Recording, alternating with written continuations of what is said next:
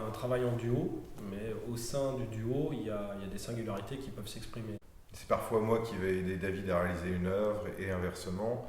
C'est aussi l'idée que quand il y en a un qui pense une action, ça va donner à l'autre l'idée d'une action en réponse ou rejouer un questionnement avec d'autres outils. Et c'est vrai qu'il y a une espèce de complémentarité comme ça, on va dire.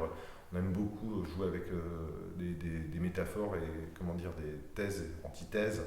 Le jour et la nuit, enfin voilà, David est plus nocturne, je suis plus diurne, moi je vais plus être dans le centre-ville avec tout un univers lié à la communication, des tournements publicitaires, alors que David va être dans des choses plus cryptiques, plus liées au terrain vague, à l'extérieur et aux marges. Plus intime,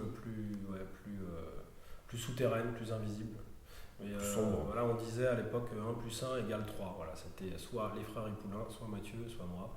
Mais il y a une géométrie comme ça, une géométrie variable en fait. On a vraiment un background de graffiteur, de graffeur, donc de tagueur, mais aussi justement à écrire des slogans dans l'espace public, peut-être plus en ce qui me concerne.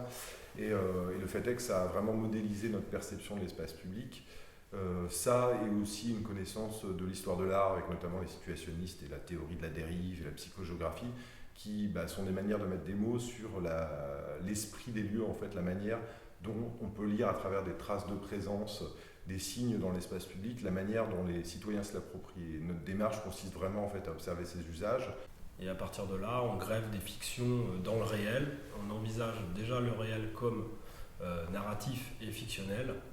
Et voilà, en fait, il n'y a pas de médium vraiment de prédilection, c'est des idées qui vont convoquer des médiums.